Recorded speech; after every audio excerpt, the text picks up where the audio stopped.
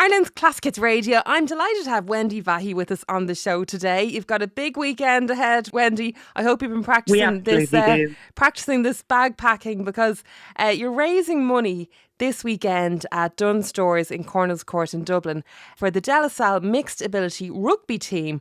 So tell me all about this and how you're involved with it. Sure, yeah. You're right. It's this weekend. Salle, the mixed ability team is called the Vikings. And I'm involved heavily in the club, not only in the mixed ability Vikings team, but also the special needs Eagles team. Salle is a very inclusive club where anybody with any kind of additional need is accepted, and we will find a team for you. But the mixed ability Vikings have been offered the opportunity to go to the World Cup next year, which is really exciting news. Yeah. It's the IMART World Cup. Let me get this right. International Mixed Ability Rugby Tournament, and it's in Spain. So we need to fundraise for this to get the team over there, because as you can imagine, it's not going to be cheap. That is not going to be cheap. No. Yeah, I believe it's happening in Pamplona. Isn't that where they do the running of the bulls? It is. Yeah. It's actually going to be the week before the bull run. So we're going to be over there. It's the 22nd of June. We're the only team in Leinster that has been selected. So we feel we're representing Leinster over there. There is another team from Munster and another team from Ulster going over as well. So it's going to be really good fun. But yeah, you're right. It's the week before the bull run over in Pamplona, 22nd of June. So that is not going to be cheap now, especially if it's close to that event. Yeah, it's not going to be cheap. Absolutely. Yeah, it's going to be big money. Like the team, this is the first time the team has been invited to take part in the World Cup. So as you can imagine, it's so exciting for everybody. What kind of disabilities do the people on the team have? So with a mixed ability team, there's two types of players. There's star players, and those are people with some level of additional need. And then you have facilitators. So those are the able-bodied, able-minded players who facilitate the star players, and both work together on the team. It is full contact rugby. However, nobody gets injured, because everybody knows if it's a star player, and I'll tell you what qualifies as a star player in a moment. If there's a star player on the pitch playing, all of the facilitators know to keep an eye out for that person and make sure that they don't have very much full contact. They're very well minded. The facilitators are usually players who they may have played mainstream rugby, competitive mainstream rugby. They might have just got that little bit older. Like our oldest player on the team, Dave Hicks. Big shout out for Dave Hicks, because he's an amazing man. He's 72. Stop it, and really? So he's still playing. He's phenomenal. He is just one of my favourite people in the world, Dave. Then you have players who, like that, they may be sort of coaches in the club, or they may be parents of, say, the senior teams in the club. They just love playing rugby and they want to keep their hand in. So they'd be the facilitators. Yeah. They're all able-bodied, able-minded. They look after everybody. Then you've got the star players. My son is one of the star players, James. James has autism and he has ADHD and he has MS. Lots of various things going on with him. But he's well able to get stuck in and play. It just means that there is a team where he can play. He also plays on the special needs team, the Eagles, but he's well able to do that little bit more. We have, many players like that. We've got players on the autistic spectrum. We've got players who have various other physical and mental disabilities, and just anybody can play. Anybody can join in. We've two different teams. The Vikings are the men, and then I play myself on the Valkyries. Oh, go on. Which is, I know. It's a great laugh. And we'll all warm up and train together. And then we go off and, the Valkyries play matches and the Vikings play matches. But the Vikings did get chosen for this World Cup.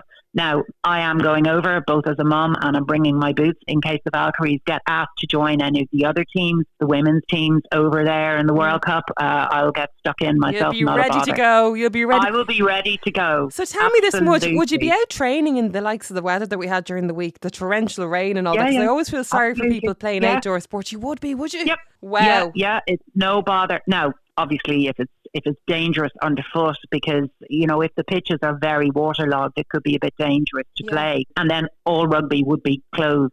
That would be sort of fairly standard within IRFU if the pitches are not safe enough to play, then they will close the pitches. But yeah, absolutely. But generally, like a cold day is not going to get you off training. Not at all. Not at all.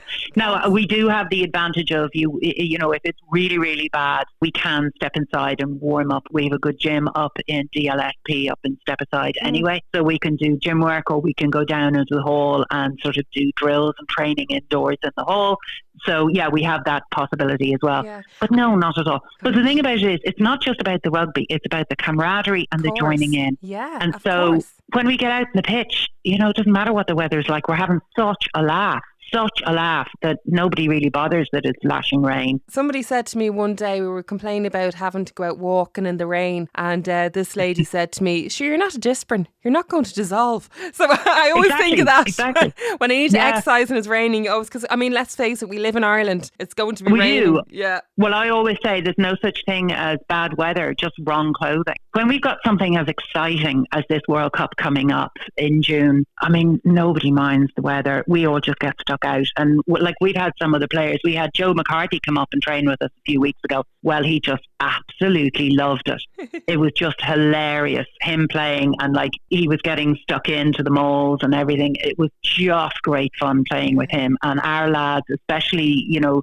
some of the players who have any kind of additional needs, they just thought this was the best thing, playing with Big Joe McCarthy. It was just brilliant.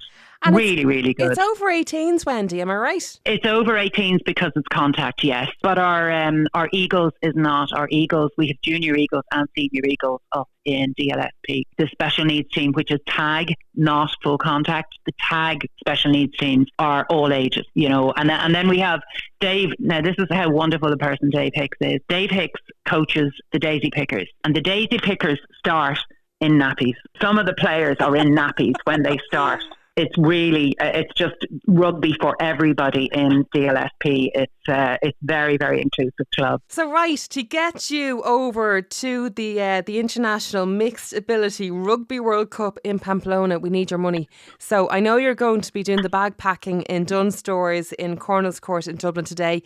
A very good, busy day for people doing their food shopping today and tomorrow. Yeah. So is it 10 o'clock-ish that you're going to be there this morning? Yeah, we're going to be there from about 10 o'clock today, right through until about 5 o'clock, and the same tomorrow as well. We'll be shaking buckets. Yeah. We'll also have a QR code on those buckets, which will bring you straight to the GoFundMe. So there's no excuses. Yeah, if you don't have the cash, you can just scan the QR code. I always think of everything. Yeah, the people who are collecting it, I always think, you know, everyone's paying with cards these days, and you're like, do they get anything thrown in? You can still pay with your card. You can tap your card and do it that way, is it? Exactly. Yeah. Scan a QR code, it brings you straight to our GoFundMe page. So we have GoFundMe page. The Vikings are going to the World Cup. That's the title on the GoFundMe page. Or even throwing in your €2 from your trolley when you return your trolley. I'm sure you'd love to take those coins from people. Yeah. The other thing that we're doing is the deposit return scheme. So up in the clubhouse, anybody who drops a bottle into the deposit return scheme bucket, our clubhouse are cashing that in, and that is going into the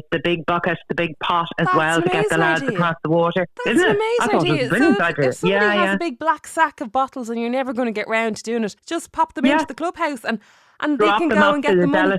Absolutely. Yeah. Anything. That's bring them to us today and tomorrow out in Cornelscourt. We'll gladly take them. That's a brilliant idea. Super. Yep. And of course, you've got the GoFundMe as well. Yes. We'll stick up details on that on our social media. If anybody isn't going to be in Dublin but you'd like to help them out, won't it be amazing if you do well at this Rugby World Cup? Wouldn't it? We'll be looking for all the autographs.